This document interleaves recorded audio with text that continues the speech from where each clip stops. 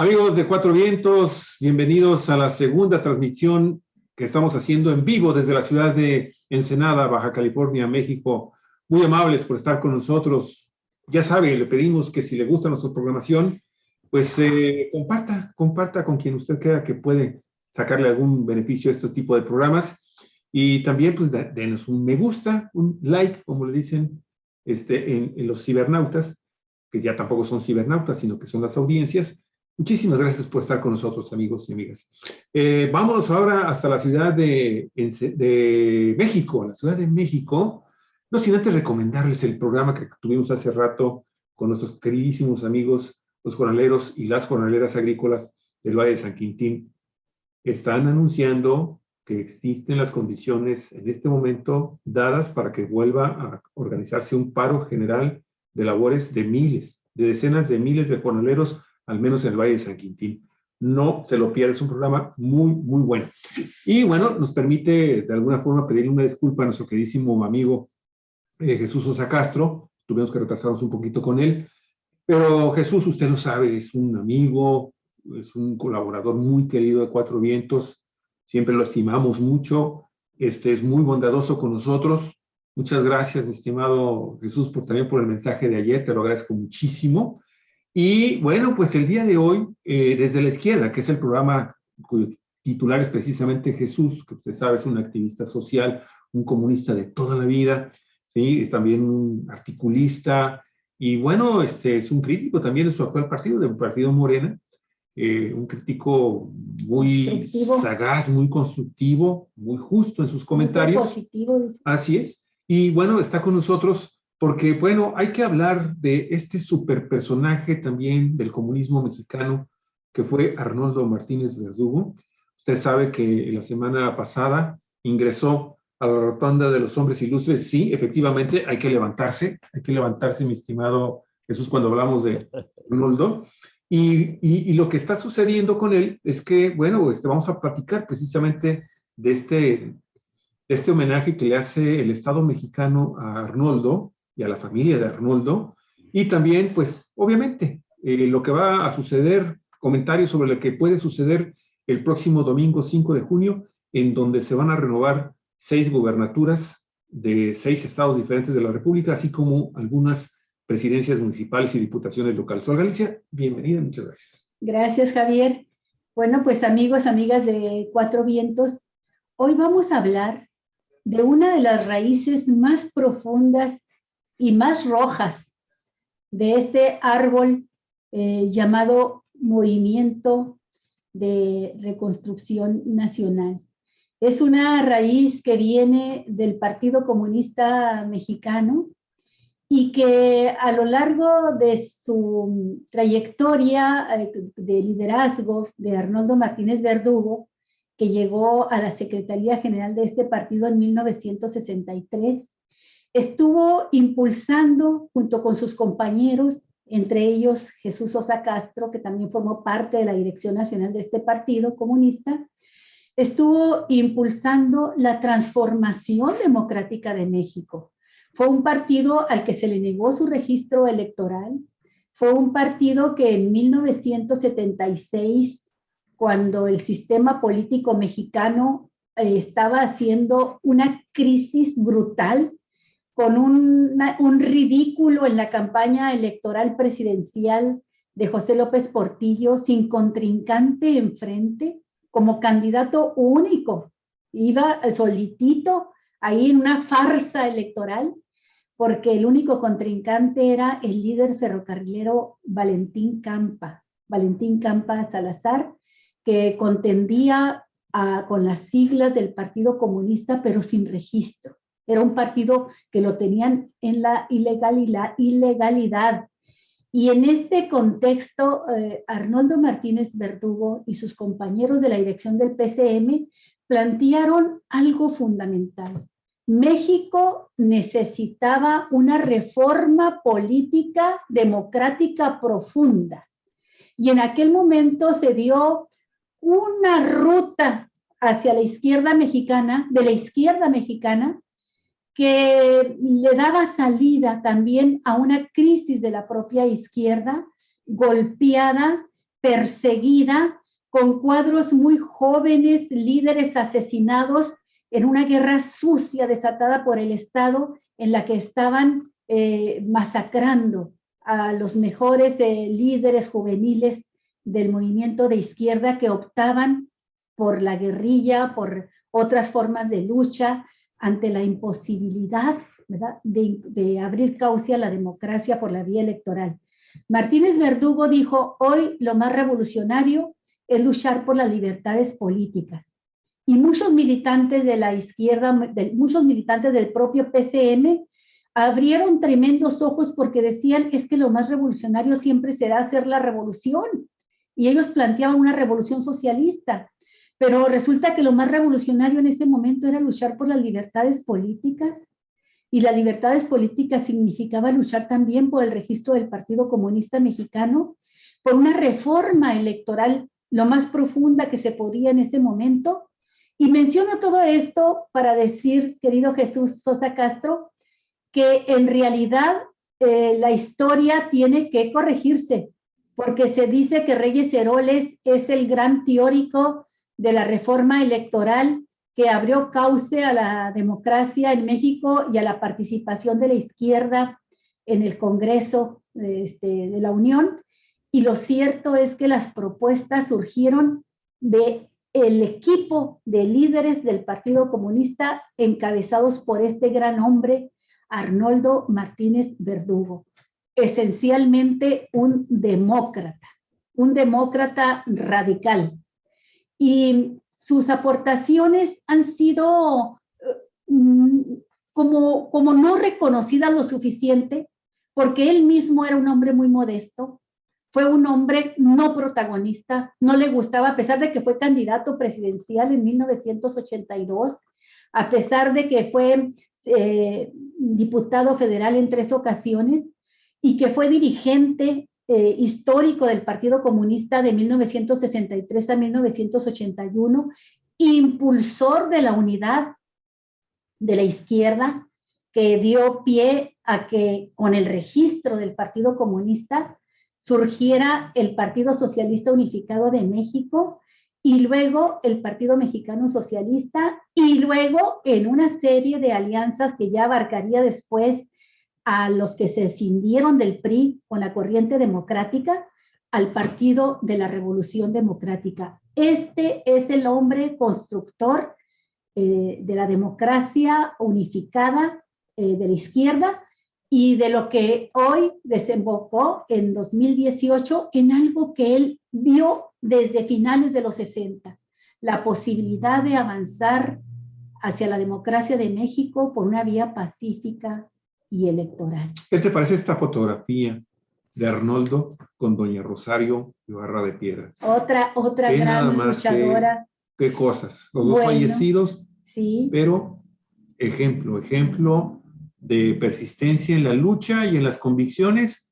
Y Jesús, pues estos personajes, si un ejemplo se representan para nosotros, las nuevas generaciones y todavía las más jóvenes generaciones, es la congruencia ideológica, sí, mi estimado, y en el quehacer. La modestia, la honestidad, sí, incorruptibles, absolutamente incorruptibles. Creo ahorita que me puso la fotografía Javier, que hay que levantar un movimiento, una causa, para que también doña Rosario Ibarra de Piedra vaya a la rotonda de las personas ilustres de México. Lo merece. Es de las pocas personas merecen este lugar. Y bueno, el pasado 24 de mayo, en el 9º aniversario luctuoso, Arnoldo Martínez de Verdugo, los restos de Arnoldo fueron trasladados de Sinaloa, de su pueblo de Pericos, Mocorito Pericos, no sé, ahorita me dices cómo se llama el lugar, y fue trasladado a México, ya está ahí, precisamente al lado junto a Valentín Campa Salazar, este enorme líder sindical ferrocarrilero que pasó muchísimos años en prisión por luchar también por la democracia, por la libertad y la democracia sindical. Adelante, Jesús, este es el tema y nos va a llevar directo a lo que va a suceder también el próximo domingo en la disputa por la nación, en su expresión de las elecciones locales en 6 estados de la República. y como parte del proceso que está viviendo México en la Cuarta Transformación. Bienvenido a tu programa desde la izquierda en Cuatro Vientos, Jesús Sosa Castro. Muchas gracias, Olga y Javier. Ahí están los dos, miren. Quisiera Valentín. recordar que contigo y con Javier he hablado en alguna ocasión, como se dice, largo y tendido sobre mi experiencia y sobre mi relación política con los líderes del Partido Comunista Mexicano, especialmente con los que con frecuencia menciono, que son Valentín Campa, Arnoldo Martínez Verdugo, Gerardo Unzueta Lorenzana, Eduardo Montes Manzano, y Otón Salazar, entre otros muchos compañeros, Ramón Danzós Palomino, Rafael Jacobo, etcétera, ¿no? Pero quisiera empezar por decirles a ustedes algo que a mí me ha llenado de sueños, de reflexión política, de acercamiento a los ideales que siempre defendieron estos hombres a los que hago referencia. Primero, debo decirles que en lo que he escrito, que han sido varios artículos, he hecho mención al papel que han jugado, desde mi punto de vista, estos líderes comunistas. Y he señalado con muchas limitaciones, porque no es fácil resumir en un artículo, pues todo lo que para mí significa la lucha, las aportaciones ideológicas, teóricas de estos hombres mexicanos que han aportado tanto a la historia de México, ¿no? Lo primero que quisiera señalar es que al principio de mi vida política yo no era simpatizante del partido, no apreciaba el papel de los comunistas, no me llamaba mucho la atención, porque hubo un momento que el partido encabezado por Dionisio Encina jugó un papel negativo, para mi modo de ver, para una de las luchas más importantes que se estaban dando allá por 1958, 60, 63, ¿no? Que era la lucha de los maestros del movimiento revolucionario del magisterio, ¿no? Esta lucha, que coincidía con la lucha de los ferrocarrileros, de los médicos, de los campesinos, y empezaba un movimiento estudiantil, no fue valorado, a mi juicio, de manera correcta por la dirección del partido en ese momento, y en muchos de nosotros, en un grupo de compañeros que encabezaba Otón Salazar, Lino Medina, Rubelio Fernández Dorado, Vicente Villamar, yo, Iván García Solís y otros compañeros. Gerardo Pues Unzueta. ¿Perdón? Gerardo Unzueta Lorenzana. Sí, pero de los que formábamos parte de la dirección del MRM, estos que yo acabo de mencionar, pues no compartíamos lo que estaba sucediendo en el partido. Y hubo un momento en que se produjo un choque importante desde el punto de vista político entre este movimiento de masas que encabezaba Otón, Demetrio Vallejo, Valentín Campa y otros, con la lucha que encabezaba en esa época la dirección del partido. Pero se viene la actividad encabezada por Ramón Danzós Palomino, que fue un líder campesino, que fue candidato a la presidencia de la República por el Frente Electoral del Pueblo, Y En este hombre, 1964, contendiendo ni más ni menos que contra Gustavo Díaz Ordaz.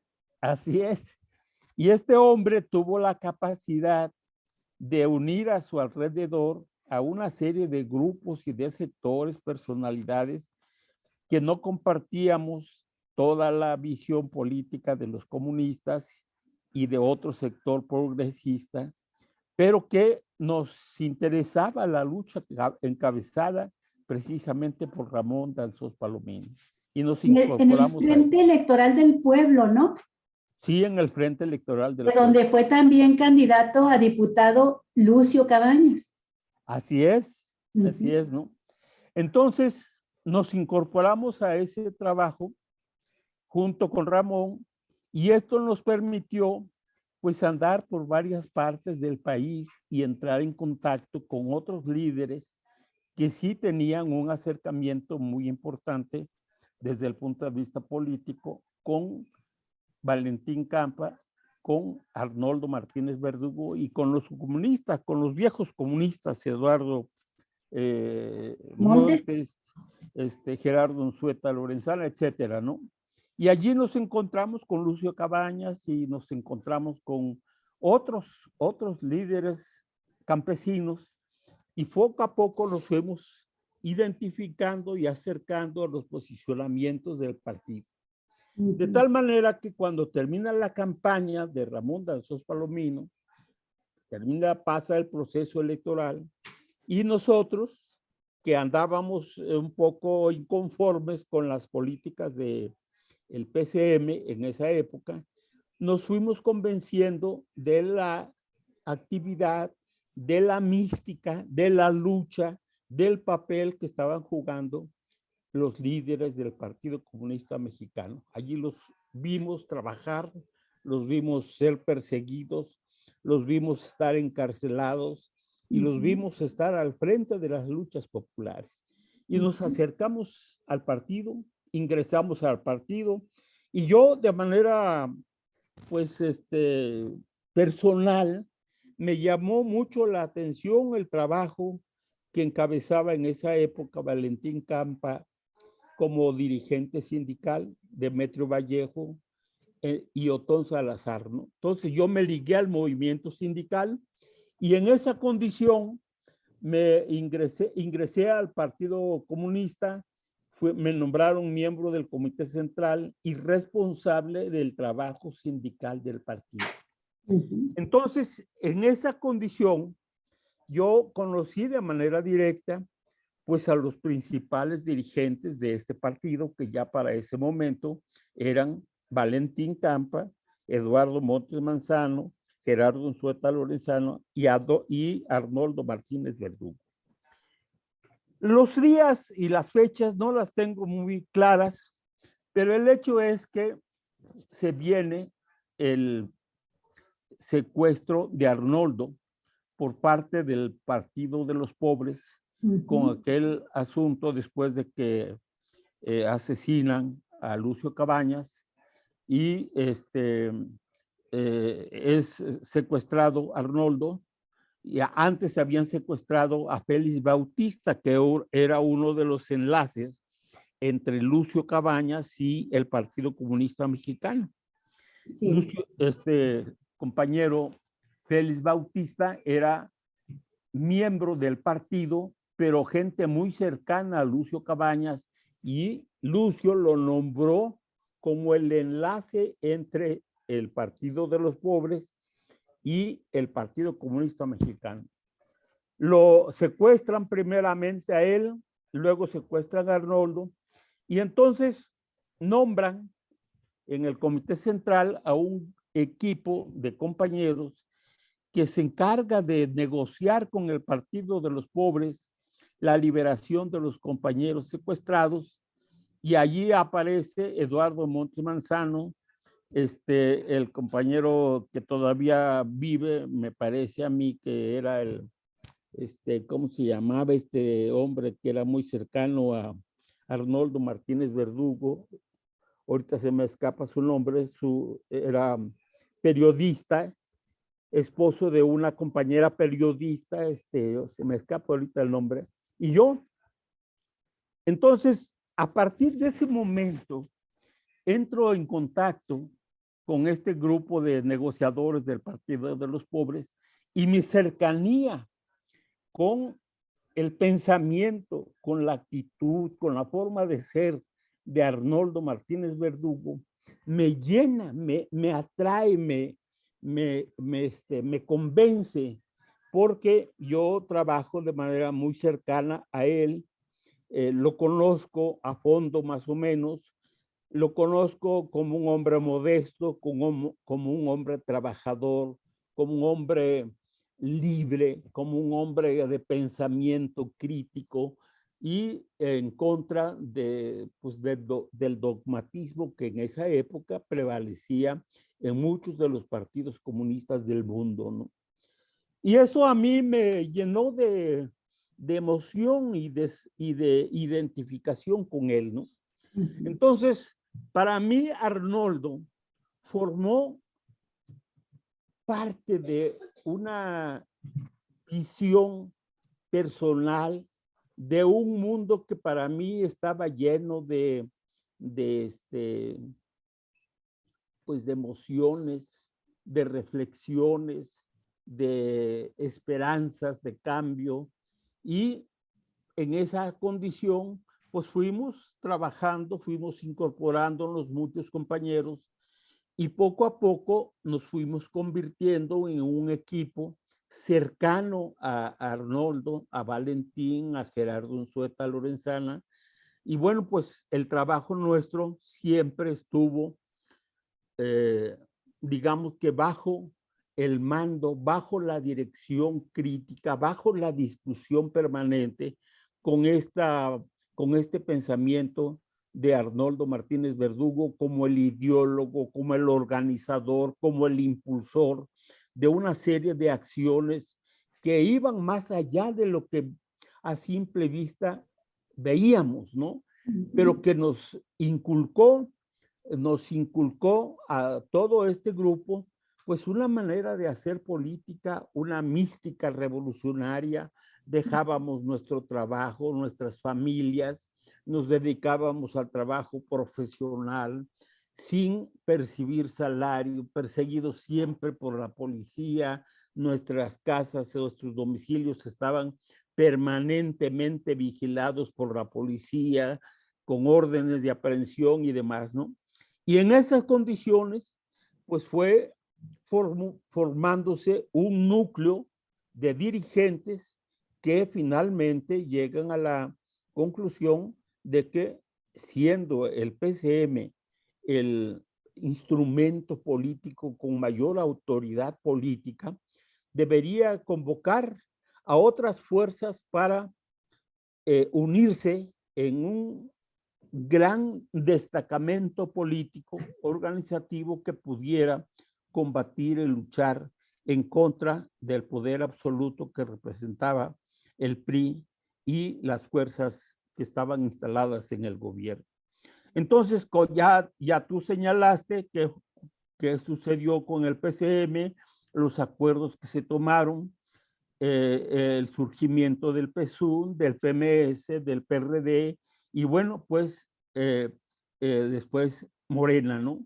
Y yo quisiera centrar, por último, mi opinión, pues en la influencia política que a mi juicio significó todo el trabajo y la acción de los comunistas en lo que actualmente representa este esfuerzo de construcción de un nuevo proyecto político llamado la Cuarta Transformación. Yo estoy convencido de que el pensamiento de Arnoldo y de muchos de los comunistas fue finalmente valorado, pues yo no sé si por los principales dirigentes de el PRD y luego de Morena, porque me parece que hay expresiones entre las cuales destaco la conducta de Cuauhtémoc Cárdenas, por ejemplo, que me parece que tiene una visión completamente chata de lo que significa el proyecto de la Cuarta Transformación y prácticamente el desconocimiento del papel que jugaron los comunistas, que jugaron los que dieron su vida y la lucha en los momentos más difíciles que ha vivido este país. Porque la mayor parte de los hombres que han muerto en la lucha en defensa de un proyecto democrático han sido comunistas, han sido gente progresista, ha sido gente de la izquierda, de la izquierda revolucionaria. Y este hecho no lo reconocen personajes que a mi juicio pues no entienden, no entendieron al principio y siguen sin entender este papel, como es el caso de Cuauhtémoc Cárdenas y de otros. Pero destaco el caso de Cuauhtémoc Cárdenas porque él ha expresado de manera abierta, pública, su desconocimiento y su rechazo, su veleidosa conducta de desaprobación de lo que significa el proyecto que encabeza Andrés Manuel López Obrador. Por el contrario, yo sostengo que el hombre con mayor sensibilidad política, con mayor entendimiento de lo que ha significado la lucha de todos estos dirigentes políticos que han muerto, que han aportado a la historia y al esfuerzo de transformación en el país, ha sido recogido de manera correcta por el presidente López Obrador. Porque López Obrador en varios momentos ha hecho reconocimiento público al papel jugado por Otón Salazar, por Valentín Campa, por Arnoldo Martínez Verdugo, y lo ha hecho de manera pública, no vergonzantemente. Al contrario, yo siento que lo ha hecho poniendo por delante cierto orgullo de clase, cierto orgullo personal, político, de identificación de las ideas de avanzada que estos hombres representaron. Claro. Y el hecho de que en un momento de alta confrontación política con la derecha, con las fuerzas más oscurantistas de este país, con todas las presiones anticomunistas de dentro y de fuera del país, el presidente López Obrador ha mantenido una actitud vertical de reconocimiento al esfuerzo, al aporte de estos hombres que lucharon y murieron por defender un proyecto democrático que no tuvieron la oportunidad de ver, pero que otros como yo, entre los cuales me cuento, pues tenemos la oportunidad de ver que algo ha significado el esfuerzo de estos dirigentes, de estos luchadores, y que se expresan en hechos concretos por los cuales lucharon Arnoldo, Unzueta, Valentín, Otón y otros muchos compañeros, ¿no? Entonces, para mí, y termino y cierro con esto, este punto, para mí fue motivo de orgullo personal ver, oír, escuchar el discurso del presidente y de la esposa de Arnoldo en el homenaje que se le hizo el 24 de mayo con motivo del reconocimiento del aporte político y de trasladar los restos mortuorios de Arnoldo a la rotonda de los hombres, de los personajes, de las personas ilustres, que a mi juicio es un reconocimiento público, nacional, digno de ser tomado en consideración por parte de quienes hemos estado por años, por décadas, haciendo esfuerzos porque este país merece estos cambios que ahora nosotros empezamos a percibir, se están dando con el aporte de millones y millones de mexicanos. Eso podría decir sobre este caso que para mí tiene una significación muy grande, Olga y Javier. Aquí es importante entonces hacer los planteamientos. Quisiera escuchar tus puntos de vista sobre estos dos planteamientos. El presidente no nada más se ha referido con buenas palabras con estos hombres y mujeres que vivieron toda su vida bajo los ideales del comunismo. Ha ido más allá cuando dice que a este país y el próximo gobierno se debe de anclar en la izquierda. Y aquí la pregunta que te quiero hacer es, ¿tú crees que cuando dice esto el presidente se está refiriendo al tipo de comunismo que vivimos décadas atrás, que dieron origen y que, bueno, le dieron sustento al Partido Comunista Mexicano? Durante todas estas décadas, primero clandestinamente, después batallando con también el espanto que han provocado la derecha en México de lo que son los comunistas a nivel mundial. Entonces, ¿crees tú que Andrés Manuel López Obrador se refirió al comunismo, al socialismo, a la anarquía, cuando dice hay que anclarse en la izquierda? Y segundo, los comunistas que quedan en este país representan realmente entonces una alternativa para profundizar en lo que el movimiento de Andrés Manuel López Obrador y el propio presidente López Obrador han iniciado a raíz del advenimiento de un gobierno con esa oleada de ciudadanos mexicanos que votaron, más de 30 millones de personas a favor de este movimiento? Son dos preguntas ahí, estimado Jesús. Bueno, yo creo que en el pensamiento de muchos de los que todavía vivimos y que fuimos miembros del Partido Comunista Mexicano o que tuvimos una formación comunista, creímos y luchamos y sosteníamos que Andrés Manuel López Obrador podía esforzarse por cambiar el sistema económico social y llevarnos al socialismo.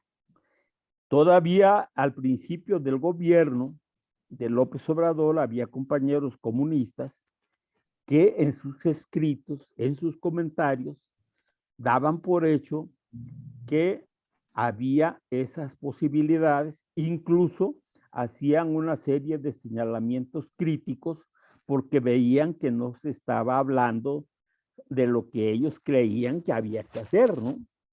En consecuencia, yo no creo que en la mente, que en el pensamiento del presidente haya estado presente en algún punto de su gobierno, en algún punto de su proyecto, la idea de instalar el sistema socialista o el comunismo en nuestro país. Yo no creo eso, ¿no? Él siempre en sus escritos, en sus expresiones públicas, en su discurso, siempre habló de la necesidad de incorporar, de anclarse en una posición claramente democrática, de izquierda, no andar de un lado para otro sin una definición clara de hacia dónde se quería ir. Y él me parece que desde el principio, en su narrativa política, siempre habló de la necesidad de lograr que México fuera un país democrático en el que participaran en igualdad de condiciones, pues todas las fuerzas políticas, que hubiera libertad de expresión, que se respetara el derecho de huelga, el derecho de los trabajadores, las prestaciones, que hubiera paz, que hubiera armonía y demás, ¿no? Me parece que esa es la esencia de su discurso. Y es en ese sentido que yo creo que él valoró de manera correcta y de manera adecuada el discurso de Arnoldo, la narrativa de Arnoldo, porque Arnoldo, a pesar de que fue dirigente de un partido comunista, siempre habló de la necesidad del derecho a la libre expresión, el derecho al respeto a las libertades democráticas, a los derechos de los trabajadores, prestaciones, antigüedad, libre sindicalización, prestaciones sociales, derecho al descanso, derecho al trabajo, derecho a la felicidad. Este era el proyecto de Arnoldo. Entonces me parece a mí que esta conjunción de ideas de este comunista mexicano y del presidente de la República encontraron un punto de coincidencia que fue capaz de armonizarse entre sí y ponerlo, desarrollarlo en la práctica como hemos estado viendo que ocurre. Y por lo tanto, él actúa sin prejuicios políticos en contra de los comunistas, porque sabe que la vieja creencia, la vieja lucha de que el comunismo significa pues el quitarte derechos, el quitarte propiedades, el expropiar todo, ¿verdad? Pues no era tan así, ¿no? Sino que se buscaba el derecho a vivir todos de manera correcta, de manera justa, de tener todos la oportunidad de vivir felices, de vivir en armonía, de vivir en paz, de respetar los derechos sociales, políticos y demás, ¿no? Y por eso yo creo que él actúa con toda tranquilidad y con toda claridad, ¿no? Sin reticencia de ninguna manera, de ningún tipo, en hablar del papel que jugaron estos hombres y estas mujeres, ¿no? Porque, por ejemplo, no solamente se ha referido al papel político, al discurso, al programa que durante algún tiempo desarrollaron, acreditaron los dirigentes del Partido Comunista Mexicano, sino que en la medida en que ha podido y las circunstancias lo han permitido, él ha incorporado al equipo de gobierno, primero en la Ciudad de México y ahora como gobierno federal, a funcionarios que fueron miembros del Partido Comunista Mexicano. En el caso de cuando él fue jefe de gobierno, Arnoldo Martínez Verdugo fue de Coyoacán, sí, jefe delegacional de Coyoacán. Delegado, creo que se llamaba, ¿no? Sí. En esa época de Coyoacán, ¿verdad? Y trabajaron de manera correcta. Enrique Semo no solamente participó también de la cercanía y del reconocimiento y del trabajo cercano con Andrés Manuel, fue de alguna manera pues un secretario de Cultura también. Exacto, un funcionario público que estuvo trabajando con él. Y ahora en el gobierno federal, bueno, pues está Alejandro Encinas, que lo sustituyó temporalmente como jefe de gobierno y ahora pues es subsecretario de Gobernación en el gobierno federal, ¿no? Entonces, no hay prejuicios. Y Pablo de la Gómez, misma manera ¿sí? En que reconoce el papel de otros demócratas, de otros progresistas, como fue el caso de la señora Rosario Ibarra de Piedra, y otros dirigentes como Alberto Castillo, como Alejandro Gascón Mercado y otros más que han tenido una significación política importante en la construcción de todo este proyecto que pues va caminando a pesar de todos los problemas que viene enfrentando desde hace años, ¿no? Eso es lo que yo creo que está ocurriendo y me parece que no es nada despreciable que el presidente de la República haga este tipo de manifestaciones y reconocimientos a estos personajes sin que le dé pena, sin que le dé vergüenza y sin que tenga que conducirse de manera vergonzante ante un sector derechista, reaccionario, profundamente anticomunista, que está presente en la vida nacional. Pero a ver, pero Jesús, la pregunta que te hice está muy bien. Qué bueno que reforzaste todo, pero la pregunta que yo te hice es si cuando dice el presidente de la República, que será hace como unos 6 meses aproximadamente. El 1 de diciembre, el aniversario del triunfo, de la toma del inicio de su gobierno. Inicio de su gobierno. Sí. Dice, este gobierno y este país necesita anclarse en la izquierda. Se estaba refiriendo, ¿crees tú, que se estaba refiriendo a lo que representan estos hombres, a lo que representaron estos hombres, a lo que representa el movimiento de izquierda, vamos a decirlo así, tradicional, a través yo citaba tres de los movimientos más importantes de la izquierda tradicional, que son el comunismo, el anarquismo y el socialismo. ¿Tú crees que a eso se refería el presidente? ¿O de qué estábamos hablando? ¿De qué crees que estaba hablando? Yo creo, Javier, que cuando hablamos de izquierda, no toda la izquierda está en los partidos socialistas o en los partidos comunistas. Hay gente de izquierda, gente democrática, gente progresista, que está fuera de esos partidos, que tiene otra visión política respecto de la democracia, respecto de la libertad, respecto de la justicia. Y me parece a mí que cuando el presidente de la República habla de que hay que anclarse en la izquierda, es porque de manera artificial o de manera calculada o artificiosa, no sé cómo llamarle, hay quienes dicen que existe la derecha, el centro y la izquierda, ¿verdad?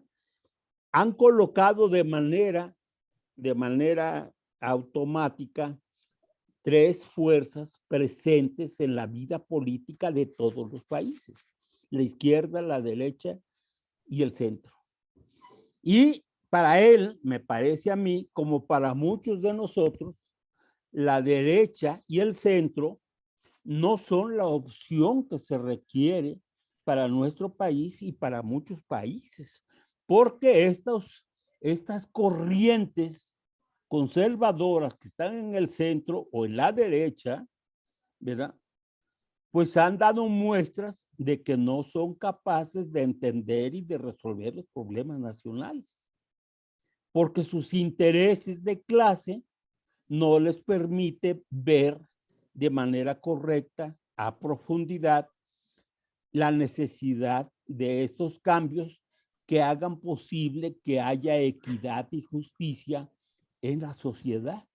Y me parece que la visión de la izquierda democrática, revolucionaria, es la que tiene la capacidad de entender con mayor fuerza y con mayor profundidad el significado de vivir en una condición social en la que haya cierta igualdad o equidad, que haya justicia, que haya libertad, que haya equidad para la mayoría de la gente, lo cual significa, me parece a mí, pues estar anclados en un posicionamiento político de mayor justicia y de mayor armonía social ante el pueblo, ante la gente, ¿no? Eso es lo que yo creo que está considerado en el discurso, en la narrativa presidencial y de la izquierda, que ha venido evolucionando, porque en México pues hay muchos grupos de izquierda, ¿verdad? Unos andan por un lado y otros por otro, pero en algunas cosas coincidimos, ¿verdad? Por ejemplo, hay comunistas que venimos del PCM que no comparten el proyecto de Andrés Manuel. Yo quiero señalar 2 casos y lo hago con todo respeto, porque viví ese proceso, ese momento con estos compañeros. Me refiero, por ejemplo, al caso del hermano de Arnoldo Martínez Verdugo, que por cierto ha fallecido recientemente, Armando Martínez Verdugo.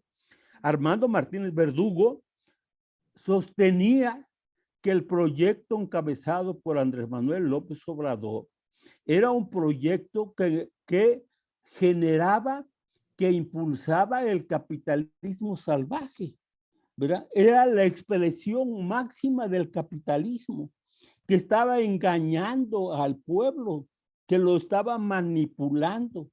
Esa era la concepción que tenía Armando. Y yo no la compartí, no la compartía porque yo estaba observando que mucho de lo que estaba haciendo el presidente de la República era diferente a lo que de manera tradicional habían venido haciendo otros gobiernos que también se hacían llamar democráticos, ¿verdad? Entonces, esa era una diferencia fuerte entre dos hermanos que supuestamente venían del mismo tronco común, que era el Partido Comunista Mexicano.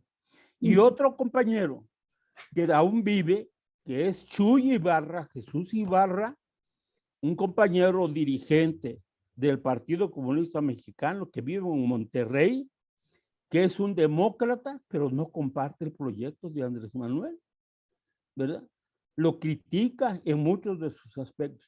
Y yo no niego que hay cosas con las que yo tampoco estoy de acuerdo con Andrés Manuel, ¿verdad? Por ejemplo, a mí personalmente no me gusta que pase el tiempo diciendo que algunos de sus funcionarios más importantes pues son la gran cosa. Y yo digo que no. Por ejemplo, yo tengo profundas diferencias respecto del papel que está jugando el fiscal general de la República, el Gertz Manero, ¿no? Me parece que su papel es bastante débil, bastante mediocre. Cuestionable, ¿no? Sí, es lo que yo creo. Pero voy al fondo de las cosas y creo, por el otro lado, que su política social, que su política que tiene que ver con el respeto a los derechos humanos, el respeto al derecho de los trabajadores y del pueblo, pues son cosas que están allí, que son respetadas, que el pueblo puede organizarse, que participa democráticamente, que no se reprime, que no hay matanzas, que no hay masacres, que no hay encarcelamientos, que no hay violencia ejercida por el Estado, por el gobierno, ¿verdad? Entonces, para mí esto es un cambio importante, pero para otros compañeros de la izquierda no es tan así. Entonces, es muy difícil meter en un mismo costal a la izquierda con un mismo pensamiento o decir que todos los que están fuera de la izquierda pues son unos reaccionarios, unos conservadores o que son, hay que acabar con ellos. Yo creo que no, ¿verdad? Y me parece que es en ese sentido que este gobierno pues se está conduciendo con mayor luz, ¿verdad? Con mayor visión, respetando lo fundamental de los derechos del hombre, ¿no? Sí. Perfecto, gracias por la explicación, mi estimado Jesús. Sí. Jesús, me parece que lo que hizo el presidente Andrés Manuel López Obrador, al aceptar la propuesta que venía de tiempo atrás de un sector amplio de exmilitantes del Partido Comunista, al aceptar la propuesta de incluir los restos, llevar los restos mortales de Arnoldo Martínez Verdugo a la rotonda de las personas ilustres, lo que hizo, y lo dijo en el discurso, fue un reconocimiento completo, sin regatearle nada, a la enorme contribución que hizo el Partido Comunista a través de su líder, Arnoldo Martínez Verdugo, al avance democrático del país, a la lucha por la democracia. Y el hecho de reconocer que en este sector de la izquierda comunista impulsó con estos liderazgos la avenida, el camino por el que transitó también él y llegó a la presidencia. Es un reconocimiento. Yo estoy aquí gracias a este trabajo de los comunistas también, ¿no? Y por eso yo empecé el programa diciendo que había que ubicar a los verdaderos protagonistas. Reyes Heroles fue un hombre muy sensible, un demócrata que aceptó las propuestas del Partido Comunista de la reforma democrática y que fue producto de una gran negociación. Porque cuando se le planteó la necesidad de la reforma democrática y electoral de México, que fue importantísima en su momento, a finales de los 70, fue decirle, hay que darle el registro del partido. Pero Reyes Heroles planteaba un registro en el que demen los nombres de todos los militantes, sus domicilios, y con toda la experiencia de la guerra sucia, de las masacres, los asesinatos, la persecución a los líderes comunistas y a los líderes sociales que militaban en el Partido Comunista, Arnoldo Martínez Verdugo y su gente, su equipo, le dijo no vamos a hacer jamás. ¿Verdad? Y entonces fue él el que ideó, cuando digo él me refiero al equipo de dirección, fue él el que ideó el mecanismo para lograr el registro. Dijo, den un registro condicionado, no definitivo, sino condicionado al resultado de las elecciones, ¿verdad? Y se puso en aquel momento el 1.5, que fue producto de otra negociación, porque el régimen quería pedir el 5%. Dice, ¿cómo se les ocurre que nosotros que jamás hemos tenido el registro como Partido Comunista y que vamos a hacer campaña como Partido Comunista, vayamos a lograr ese porcentaje? Tienen que ser flexibles y poner un mínimo realmente. Y el partido pedía, Arnoldo, el 1.5, eso quedó registrado, y para sorpresa de los propios comunistas logran más del 5% en la primera elección, que ya los quisiera ahorita el PRD, ¿no? Ese fue lo que logró en la primera elección de registro condicionado, y así logra, se quita ya la condición y logra el registro definitivo sin ceder en algo fundamental, que era, pues se traía las espinas clavadas de la represión del régimen hacia los disidentes, y no quisieron dar los nombres de los militantes en ese momento, ¿no? Creo que fueron cosas muy importantes en el mecanismo de creación que dio lugar a una votación que llevó se proponía por parte de los comunistas la representación proporcional, que ahora, por cierto, la está proponiendo López Obrador en la reforma democrática electoral que están a punto de discutirse en la Cámara de Diputados. Se proponía un sistema muy democrático de elección, tantos votos, tantas curules. Y el mecanismo que ideó el régimen, pues fue acotar, ¿verdad? A través de plurinominales que no eran más de 100 diputados que entrarían por la vía plurinominal en aquel tiempo, solamente 100. Acotar a través de ese, y que además se repartirían también pluris entre el PRI y el PAN, los que ya estaban, y aún a pesar de ello logra un grupo parlamentario de 19, que ahorita no los tiene ni el PRD, no, ya los quisiera. Bueno, y en esos 19... Hoy tiene 3. Sí, y ahí vamos, algo muy importante, Jesús, van grandes liderazgos sindicales, Otón Salazar, Valentín Campa, el propio Arnoldo Martínez Verdugo, Pablo Gómez, que se convertiría en uno de los grandes legisladores del país, de los tribunos más importantes. En ese grupo de izquierda, es el primer grupo parlamentario de la izquierda de 1979, el profesor Antonio Becerra Gaitán. Bueno, caray, de veras que es gente que hizo muchas contribuciones al desarrollo democrático del país, desde el trabajo legislativo que desarrollaron. Y una cosa muy importante, ahora se está proponiendo que se elimine el presupuesto cotidiano a los partidos para el gasto común, que solamente se les dé presupuesto para las campañas electorales. En aquel tiempo, cuando surgió ese grupo parlamentario, lo primero que les pedía a su partido, el Partido Comunista, a este grupo parlamentario fue firmen una carta donde les ceden los derechos de la nómina de lo que les va a pagar el Congreso al partido. El partido va y cobra y luego de ahí les da a ustedes un sueldo, aunque sean diputados, igual al sueldo que tienen los dirigentes del partido, que eran pues unos 3 salarios mínimos, algo así, ¿no? Entonces, o de 3 a 5, si muchos salarios mínimos. En el caso de Chihuahua eran 2 salarios mínimos, ¿no? Entonces, caray, era una concepción totalmente diferente de toda esta corrupción en la que se convirtió la política y la partidocracia. Pero quiero destacar otro aspecto importante también de Arnoldo Martínez Verdugo.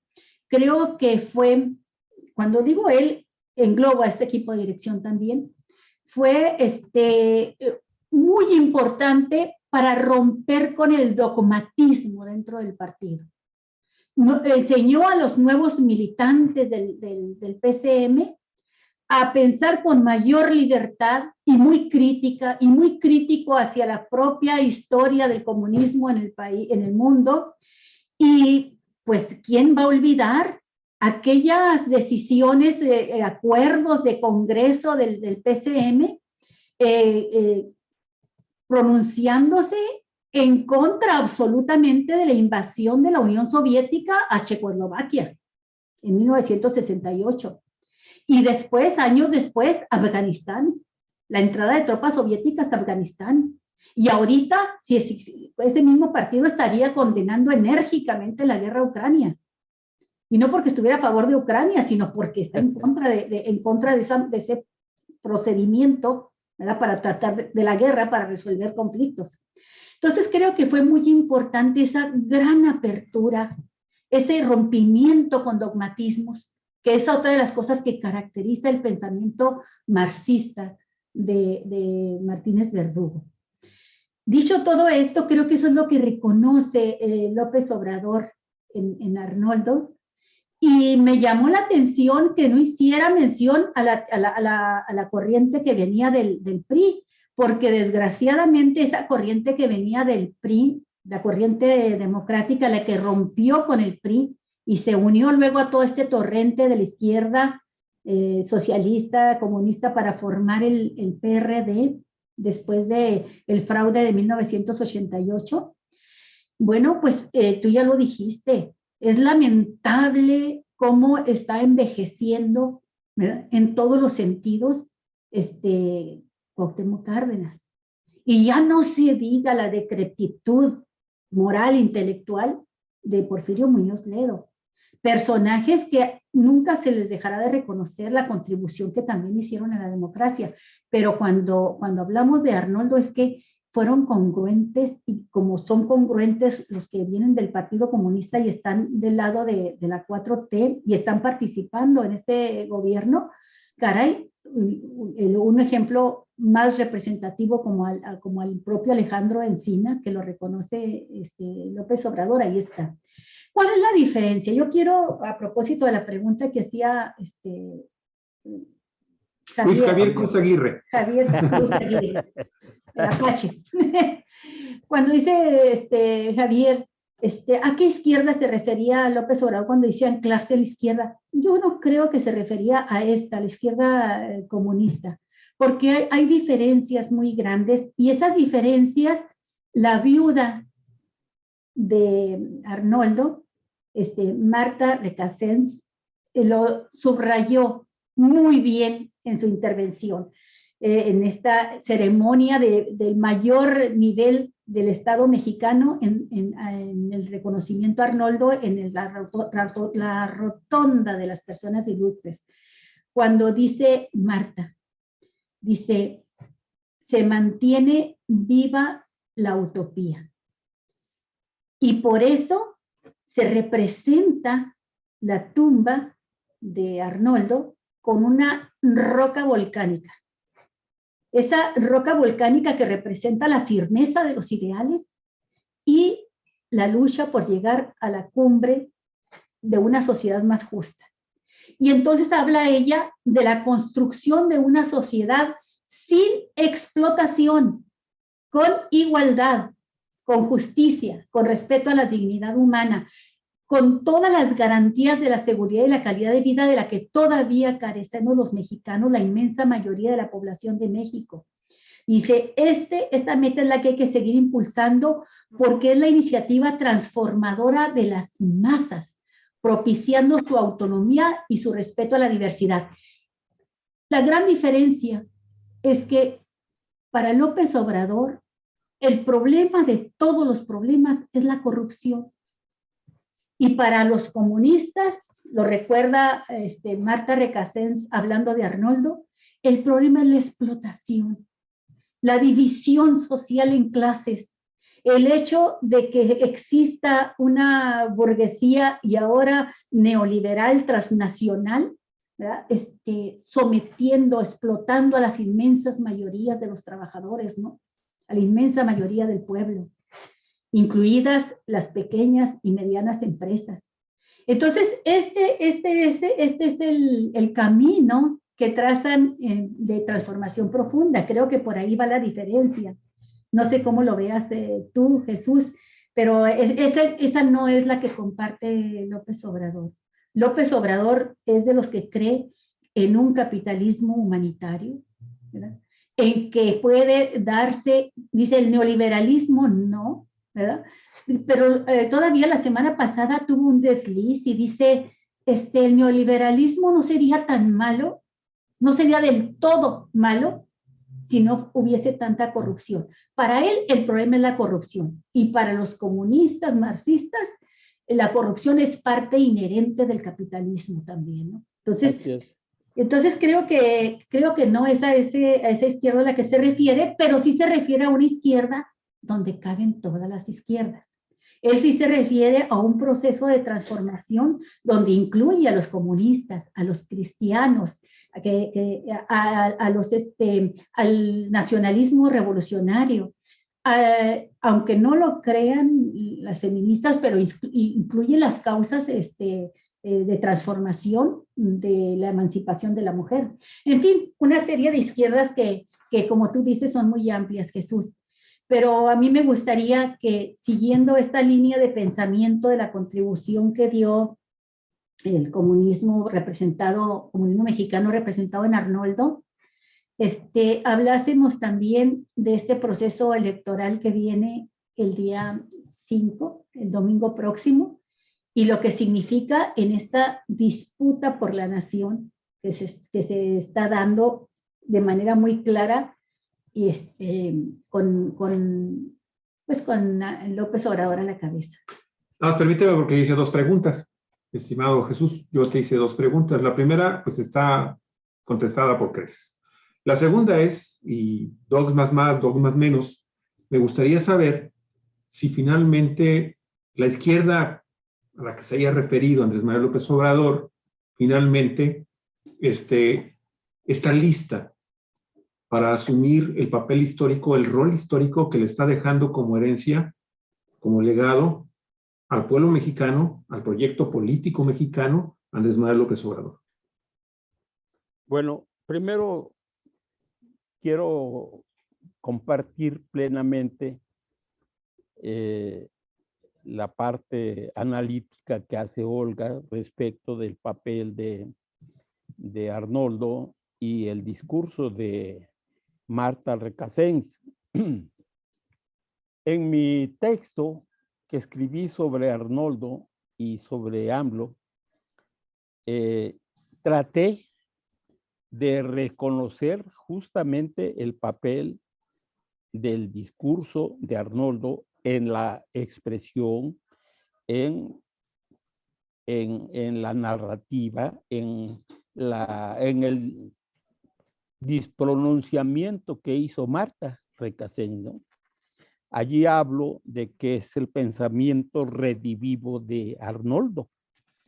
En una frase ahí que resumí porque a mí me es muy difícil en un artículo, pues concentrar todo lo que yo creo que hay de por medio, tanto en el pensamiento como en la acción, que a Arnoldo de manera particular puso en juego durante varios años en la vida política del país, ¿no?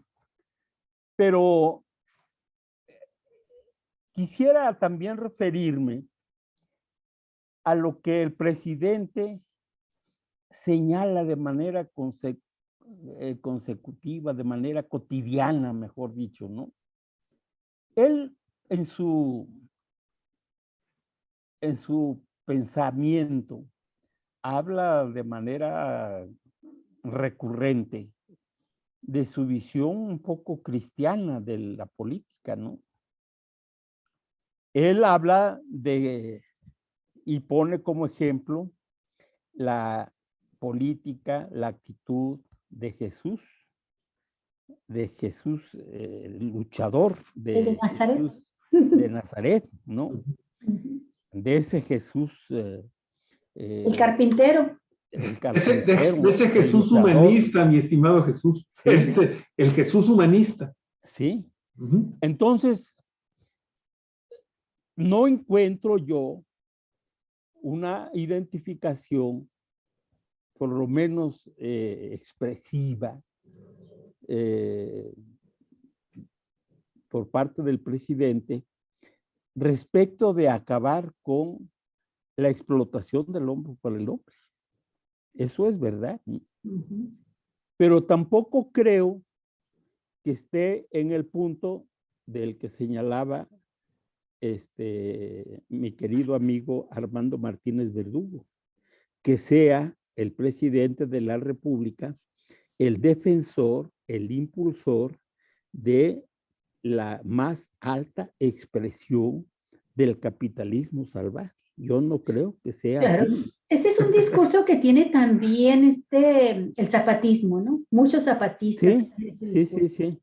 Ujú. Entonces, si esto no es como se sugiere, ¿qué es en el fondo el pensamiento o cuál es en el fondo el pensamiento real del presidente?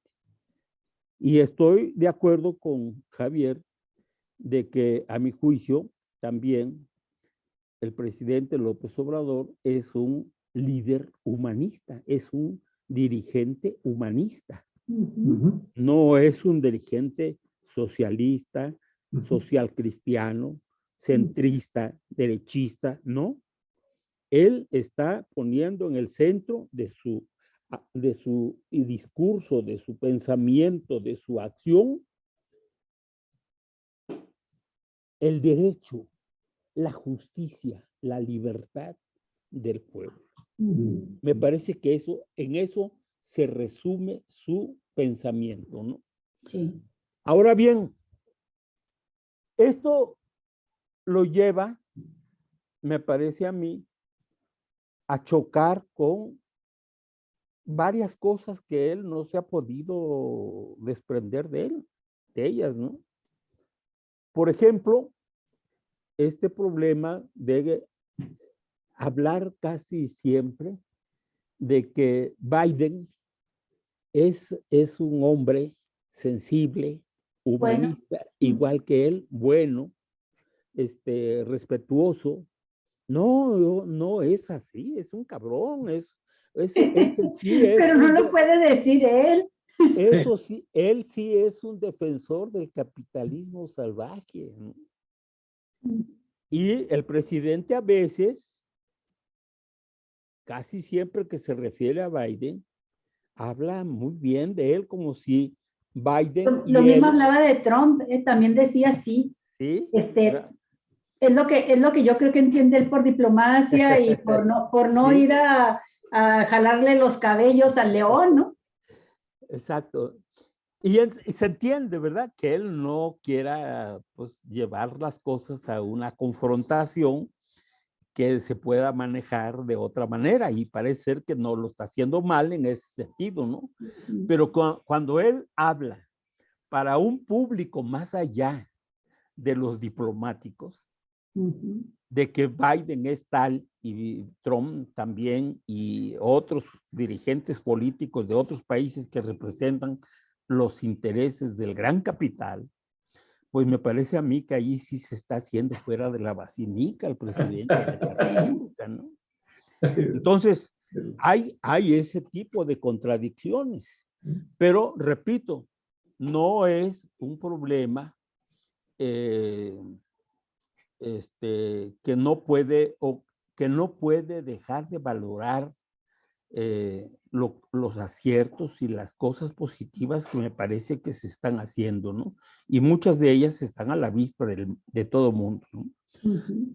Este espectro político que se está dando en el país, me parece a mí que es parte de lo que se va o se está dando ya a nivel nacional.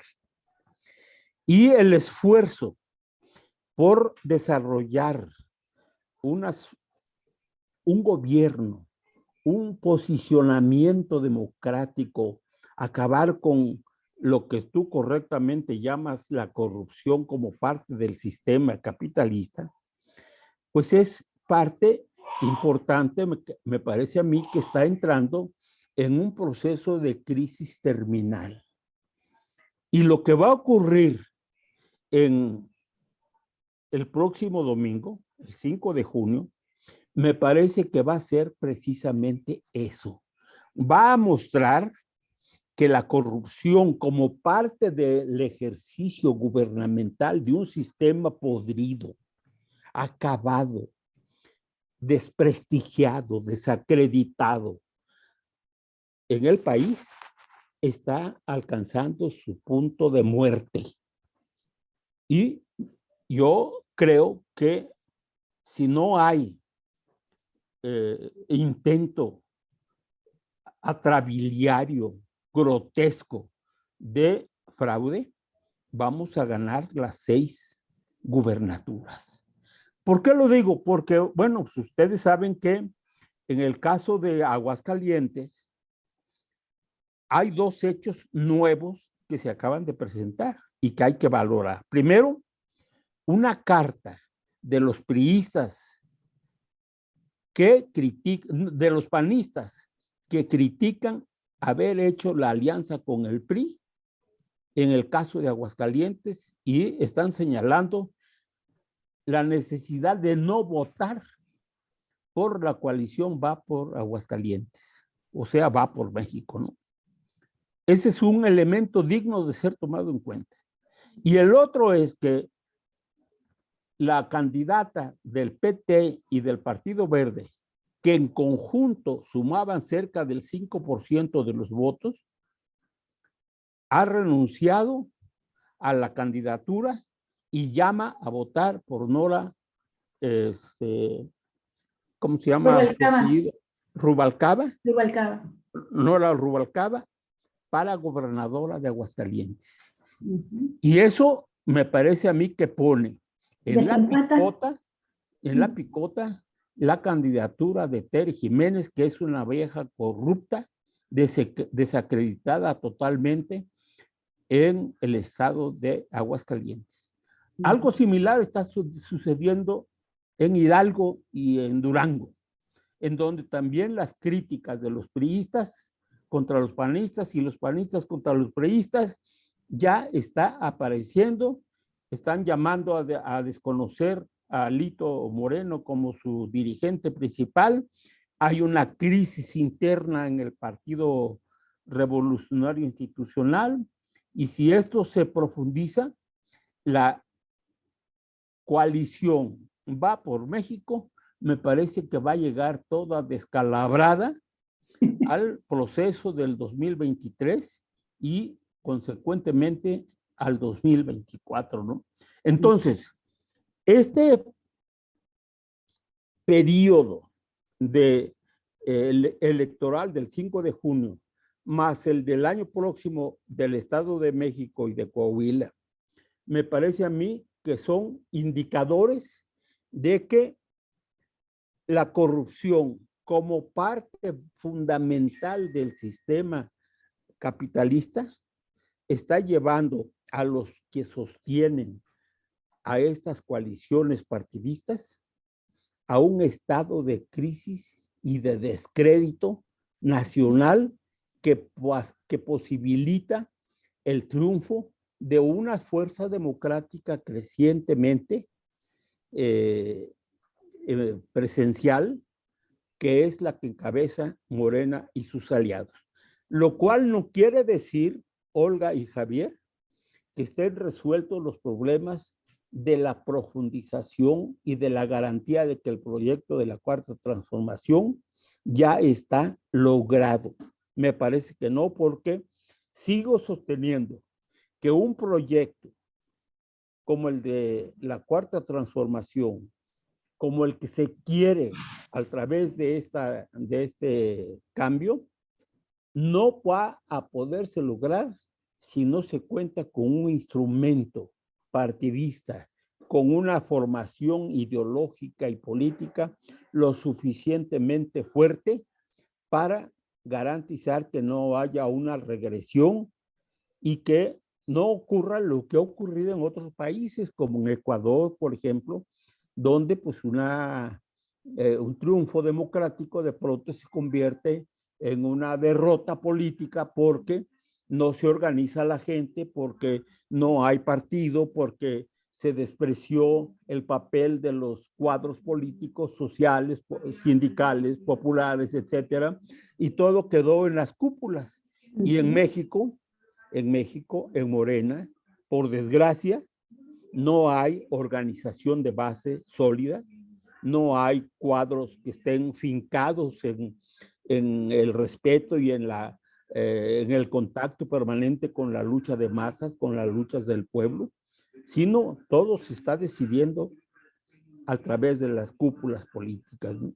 Y eso me parece a mí que no es correcto y que es un problema a resolver de inmediato, so pena de que ganando la elección, ganando las elecciones, vayamos perdiendo fuerza real para hacer profundas, para hacer que se arraiguen los avances logrados hasta ahora por el gobierno.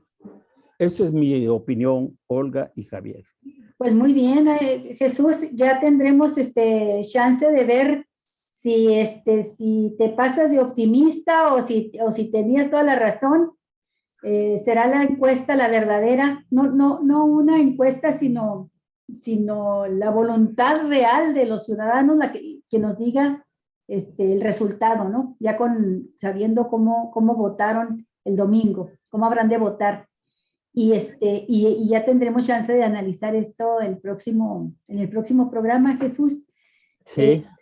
Yo nada más quisiera cerrar haciendo un comentario porque te escucho, te veo, y recuerdo que una de las cosas que le he comentado a Javier hace poco que estábamos leyendo algo sobre la historia del Partido Comunista, es que todos estos dirigentes tenían algo en común, que era venir de las clases trabajadoras, del campesinado. El propio Arnoldo Martínez Verdugo venía de una familia humilde. Él tuvo que estudiar, tuvo que trabajar desde muy joven, muy niño. Ya andaba igual que tú, ya andaban trabajando para poder ayudar al sostenimiento de su familia, de sus hermanos, de sus padres.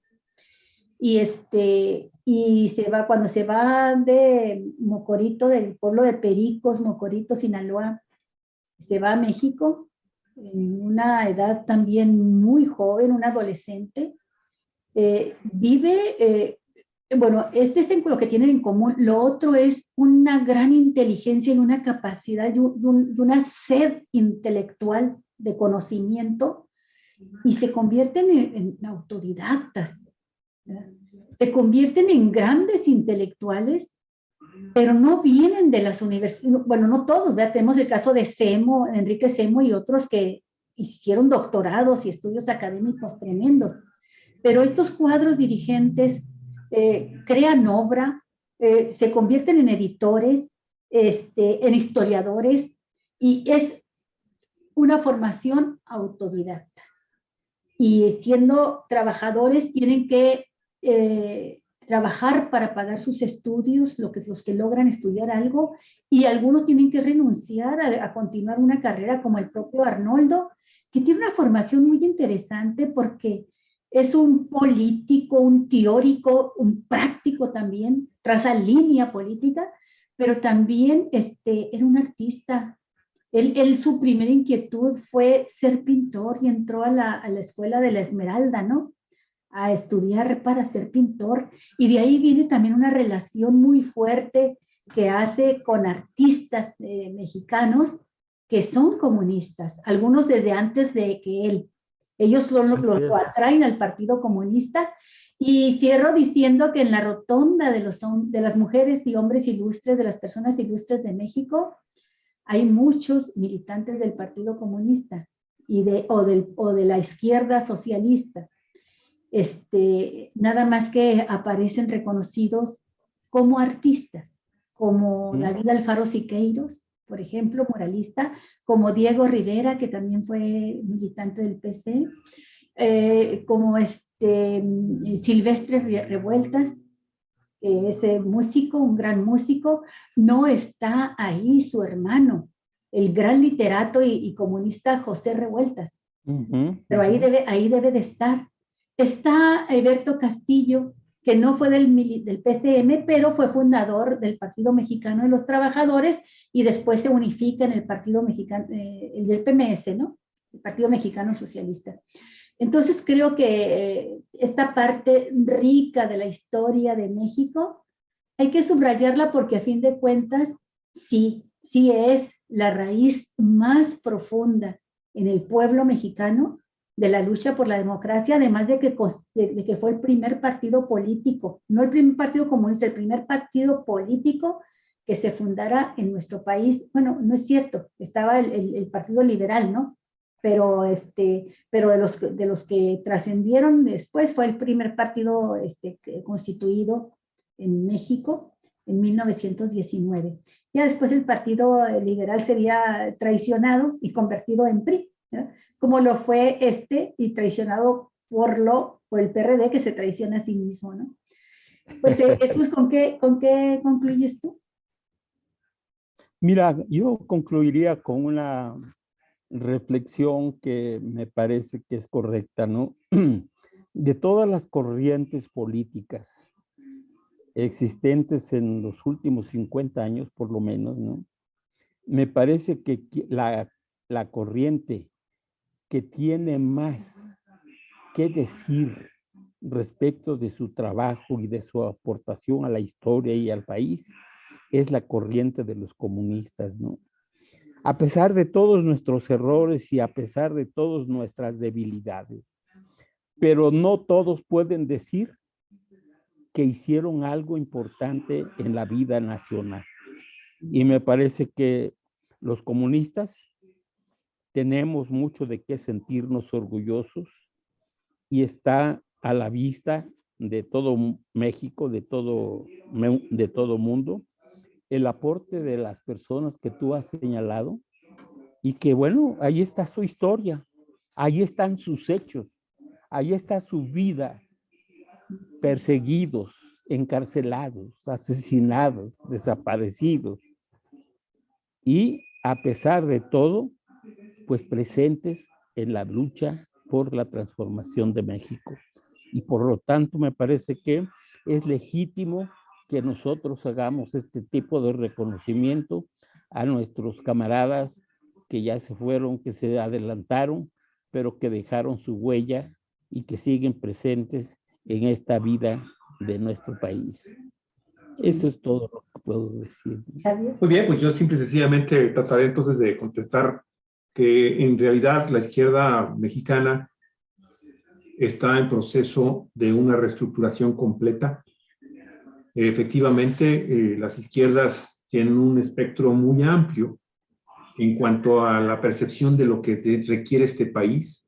Lo importante es que se continúen cuestionando si es que estamos en lo que el país necesita, lo que el país tiene ya en este momento como avances y lo que estamos buscando a futuro. Entonces, así la izquierda, que se debe de heredar o que debe que debe de avanzar en el próximo gobierno de este país, en caso de que el movimiento de Morena, el movimiento político electoral de Morena, que efectivamente tiene todas las de ganar, cuando menos 4, con posibilidades de que incluso 3 se pudieran judicializar, porque hay que ver cómo está Tamaulipas. Es una cosa de veras de miedo ahí, aunque el presidente hoy lanza un mensaje de tranquilidad hacia el pueblo mexicano diciendo, pues no existe ningún preámbulo que nos haga ver que pudiera haber violencia en el proceso electoral que se viene el día domingo. Sin embargo, el avance de la misma izquierda morenista, vamos a ponerlo así, todavía está respaldado por mucha gente que viene de partidos que ya muchos mexicanos estamos repudiando. Entonces, ojalá estas nuevas corrientes, estas nuevas percepciones de cómo se debería de ejercer un gobierno socialmente más aceptable, más justo, ¿sí? Más solidario, más comprometido con las causas de las que ahora la humanidad está luchando a nivel mundial, se incorporen proyectos que se vayan terminando por decantar hacia un humanismo más activo, más respetado, y que logre finalmente que el avance de las izquierdas en nuestro país se vayan fortaleciendo por la vía democrática, por la vía electoral, ¿sí? Y que pues no tenga finalmente otro tipo de salidas con grupos que se radicalizan, como tú nos lo acabas de mencionar, mi estimado Jesús, con algunos comunistas que continúan con unos dogmas que pues otros comunistas han superado, ¿sí? Y que, bueno, pues están viendo la posibilidad de incorporarse ellos mismos a estas corrientes que parece ser que en México están sentando una raíz fuerte y duradera, modelo a seguir en América Latina, y que pues le da la oportunidad al gobierno mexicano de retomar el papel protagonista de un latinoamericanismo que se consolida en este mismo año con el tema Colombia y con el tema Brasil a nivel de procesos electorales. Jesús, muchísimas gracias, muy amables. Y amigos y amigas, recuerden, ayer terminó el proceso electoral en cuanto a las campañas políticas en estos 6 estados de la República. El Instituto Nacional Electoral acaba de anunciar que está totalmente prohibido para partidos, para funcionarios públicos, para candidatos a hacer campañas, cualquier mención que tenga que ver con la campaña electoral en estos 6 estados de la República, y que pues los periodistas como nosotros, los medios de comunicación como nosotros, pues todavía podemos seguir ejerciendo esa libertad y tocar estos temas, y por eso, precisamente por eso, continuamos hablando del proceso electoral del próximo 5 de junio, porque así nos lo permiten las leyes electorales y la constitución política de este país. Muchas gracias, Olga. Muchas gracias, Jesús. Nos estamos Gracias viendo. a ustedes, y la próxima vez me parece que vamos a tener bastantes cosas de las que hablar. Sí. Así es. Espero que lo hagamos. A ver, mira, si son muy buenas noticias, todo es gane, ¿no? Porque como no están arriesgando ninguna gubernatura morena, para ellos todo va a ser ganar, ¿no? Claro. Pero vamos a procurar tener con qué brindar. Sí. Dale, vale. Aunque sea con el tole. Con el tole, con el dedo. Amigas y amigas, muchísimas gracias por estar con nosotros. Me da mucho gusto saludar a Tons-Tania. Tons-Tania, te mandamos un abrazo. Tania, a ti, a tu mami, a Pati, a tu hermano, mi maestro de matemáticas. Oye, sí. Pati, ¿y sabes qué? Nos gustaría mucho poder establecer una cuenta contigo, establecer algún contacto, porque queremos saber qué fue lo que pasó, qué fue lo que sucedió en el tema de esta joven, de este feminicidio que ocurrió aquí en Ensenada, que la gente fue reprimida por la policía municipal, por el gobierno municipal de Ensenada, que es de Morena, bueno, o al menos emana del partido Morena, y eso es lo que a veces uno le critica al partido Morena, de que no hace pronunciamientos concretos cuando existen este tipo de abusos de poder, que se supone deberían de estar superados. Sí, a Así lo mejor que- podemos hablar con tu esposo, Así es es. familiar de él, Esta joven, la joven esta que joven que sufrió pues, este estás- feminicidio. Y pues tú Para diles, actualizar. tú diles, Tania, si hay algo que decir nuevo y si tienen interés en hacerlo, aquí estamos en Cuatro Vientos Así abiertos. es. Y bueno, con esto cerramos, amigos y amigas, las transmisiones del día de hoy. De nueva cuenta, los invitamos a que escuchen el programa de hoy a las 8:15 que empezamos con nuestros amigos del Sindicato Nacional Independiente Democrático de los Trabajadores Agrícolas, el SINDJA, que en San Quintín han puesto las cosas de color de hormiga con el tema del no pago en tiempo, de manera justa y, a final de cuentas, suficiente para un sector que va usted a ver la enorme riqueza que genera a los agricultores de estas frutillas, de estas fresas, de estas berries que se venden en los mercados internacionales a grandes precios y finalmente a ellos, cada vez, como lo dicen ahí, cada vez menos ingresos. Así es. Pues muchas gracias por habernos acompañado. Nos vemos mañana. Mañana tenemos programa también. Entonces, pues que tengan muy bonito día y provecho. Pásala bien. Hasta luego. Hasta luego.